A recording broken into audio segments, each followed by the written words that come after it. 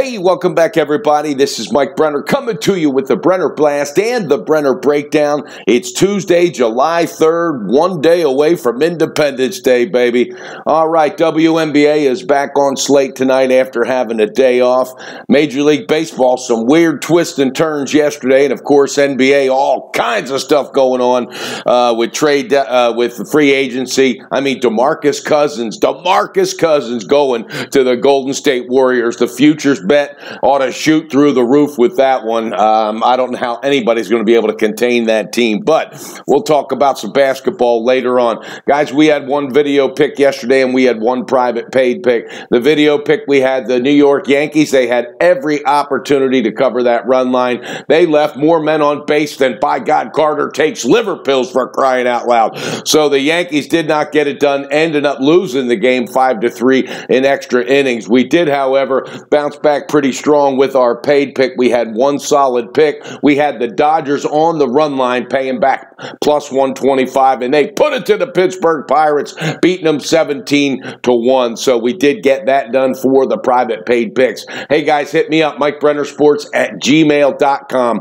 MikeBrennerSports@gmail.com. Football's coming. You want to be on board with Brenner for football. That is for sure. All right, guys, there's one or two early games in baseball. Kind of a light slate, nothing real heavy, but let's get into it because I got one baseball pick and one WNBA pick on the video today. All right, Detroit going to take on the Cubs. Fulmer going up against Hendricks. The Cubbies, I just don't understand this team. It's they have their moments. Like right now, they're in that absolute offensive surge. Last four games, they've scored 46 runs. So the pitching doesn't really matter much in this juncture for them. It's if they can keep their bats alive.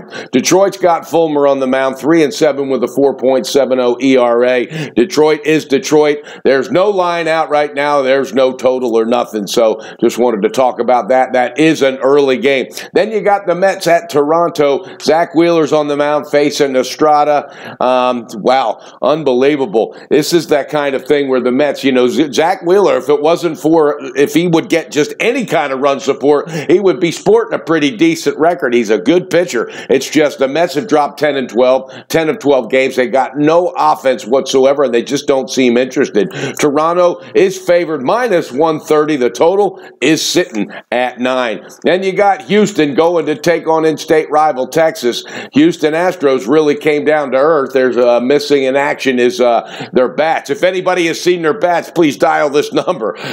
This team's 5-5 in its last 10 after just taking off. So a day off, will that help them going to play at Texas? We will see. Keuchel's on the mound, but I'm not. This is Dallas Keuchel. He won that Cy Young Award, I think, 2015. This guy has barely been, if at all, a 500 pitcher since then. So some people are saying he'll bounce out of it. Bounce out of it. This guy, it was a fluke that he won a Cy Young, for crying out loud. That 20-8 season, he did some things that were good. He had a lot of bat support, but he's not that pitcher, and he's not going to be that pitcher. I think he puts himself in too much of a mental position, and he fails himself quite a bit because he's going up against those other pitchers on that roster. But I don't know. The bookies still like him. Keuchel, Houston, minus 170 on the road. The total is at 10.5. No call on that. Boston at Washington. All right, this ought to be an interesting game. Boston, they got Brian Johnson on the mound going up against Washington's Tanner Roark. Washington,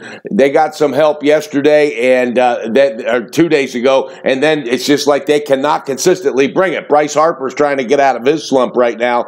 Boston 7-3 in its last 10. They're 5-1 versus the NL in interleague play. So Boston, Rick Porcello helped out the matters yesterday. Right now, that line is favoring Washington minus 108. The total is sitting at 9.5. No call on that. There is one baseball game tonight that we do have a call on. Baltimore at Philadelphia. All right, you got Alex Cobb facing Zach Eflin for the Phillies. Phillies are contenders. They're going to be buyers. They're not going to be sellers. They think they can hang in there. They're 6-4 in the last 10. Baltimore, they've been selling since day one, damn near. I just don't understand why there's no coaching change there yet. They're 3-7 in their last 10. Where I like this is right on the money line. Pull that that trigger, baby. Philadelphia Phillies minus 152 on the money line. That's right. We're going to ride the Philadelphia Phillies today. Minus 152 on the money line. All right, guys. WNBA is back tonight. There's 4 games on slate. Seattle is at New York. I don't know. This is kind of weird. Seattle's, you look at this team, they have the strength underneath. They should be dominating teams, but then it seems like the teams they should be pounding, they take them lightly. I don't know, but they're 12-5 on the season. They're 4-2 ATS on the road, though, so that doesn't bode well for New York. No call in this. Seattle is favored -5. The total's sitting at 163.5. Then you got Connecticut going to take on the Sparks.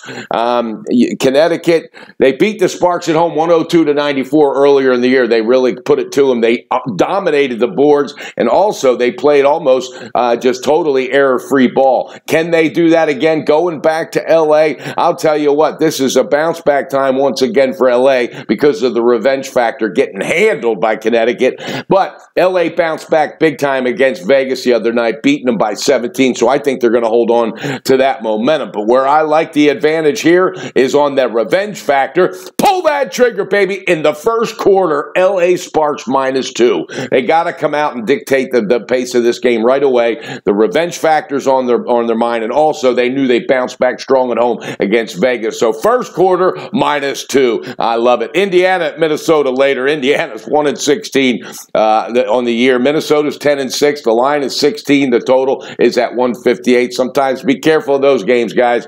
Indiana, they've got nothing to play for, so they got nothing to lose. All right, guys, that's it for today. We got 2 plays total in baseball. Riding them Philadelphia Phillies on the money line on the full game -152. And in WNBA, revenge factor, LA Sparks on the first quarter -2. All right, let's have a great day, guys. 4th of July is coming. This team is all about family. All right, we got a lot of work to do to sharpen our pencil here. All right, we're not perfect. We make a lot of mistakes, but we try to bounce back. We try to just right the ship, and we also, in life in general, just try to make better decisions. So hang in there, baby. Stay positive. It goes a long way in life. 4th of July, everybody, please, let's have a safe 4th of July. That is absolutely first. And don't go crazy on that Major League Baseball board tomorrow also. All right, guys, bet responsible. Beat your bookie. Build the bank with Brenner. It's going to happen. Football's around the corner. We nailed the paid pick last night. Get a hold of me, MikeBrennerSports@gmail.com. Let's have a great day. And don't forget that Brenner Blast and that Brenner Breakdown is coming to you, baby.